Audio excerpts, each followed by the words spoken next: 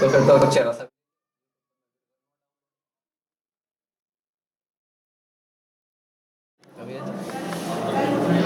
कैसे काम करती है भाई? भैया ये इसको जो ये बोन होती है ना, बोन हाँ जी। इस पे लगाना पड़ता है इसको। तो ये बोन जितनी भी बॉडी में बोन होती है उसको कैच करती है, तो उससे इसमें रिपोर्ट आ जाती है कितना कैल्शियम है हड्डी में, कितना नहीं है। और यहाँ पे पेशेंट का नाम वगैरह, डिटेल, एज वगैरह ये लिखनी पड़ती है। आज हम देखेंगे कि बोन मेजरमेंट टेस्ट क्या होता है और उसका क्या फ़ायदे होते हैं और हमें क्यों कराना चाहिए। और मैं हूँ सुदेव तनेजा। मैंने अपनी ज़िंदगी में मीन्स देखा कि बोन टेस्ट कराना कितना ज़रूरी होता है 20 साल की उम्र के बाद। हमारे ही फैमिली में एक मीन्स युवा 25 साल का एक गिर गया, हल्का सा गिरा और उसकी टांग में फ्रैक्चर आ गया। और दूसरे में ही हमारे एक अंकल जी चलते चलते गिर गए और उनकी उनकी हड्डी में फ्रैक्चर हो गया। दोनों में एक बात सामान्य थी, कॉमन थी कि दोनों की हड्डियां बहुत कमज़ोर थी, फ्रैक्चरेबल थी। अगर उन्होंने बोन मैरो टेस्ट पहले कराया होता तो हम उनको कैल्शियम की गोली देकर या प्रॉपर डाइट से उनकी हड्डियों को मजबूत कर सकते थे। पहले जो युवा था जिसकी हड्डी गिरने से टूट गई थी पाँव की, उसकी कैल्शियम डेंसिटी बहुत कमज़ोर थी क्योंकि उन्होंने उसकी डाइट में कैल्शियम बहुत कम था और वो फिज़िकल वर्क भी बहुत कम करता था। और दूसरे जो है जो हमारे अंकल जी थे उनको कैंसर था, इसलिए हम उसको डिटेक्ट कर सकते थे क्योंकि बोन जिनको कैंसर होता है उनका बोन मेरो टेस्ट बहुत ही कम होता है। मेन प्रिंसिपल है होता है एक्सरे या अल्ट्रासाउंड। जो रिकॉर्डिंग करी है वो हमारी अल्ट्रासाउंड पर है।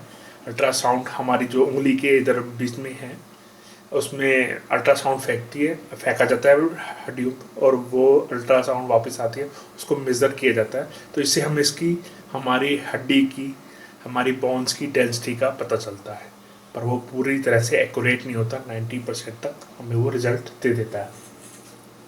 तो लोगों में हड्डी की स्ट्रेंथ में कमी क्यों आती है, ये हम जानबूझकर हिंदी में बना रहे हैं ताकि हमारे जो भारतीय लोग हैं, जो कम पढ़े लिखे लोग हैं, इसको समझ सकें।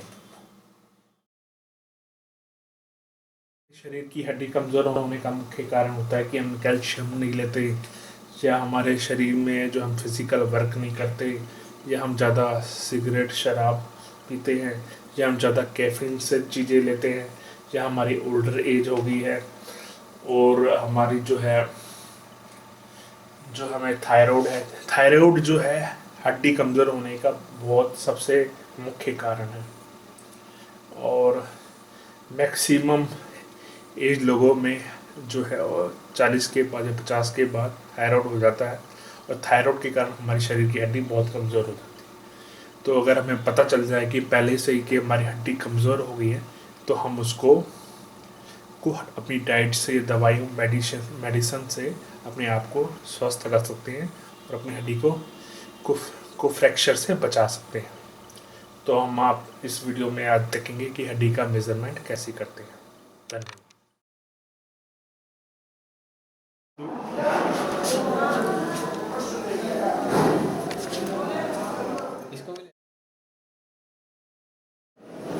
भैया इसका मैं अभी पहले तो नाम लिख रहा हूँ।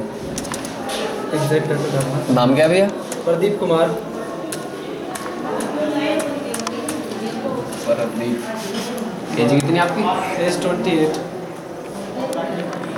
28। Height 168 centimetre. हाइट कितनी? 168। 168। और वेट कितना है आपका? वेट 59। 59। ओके भैया। यस।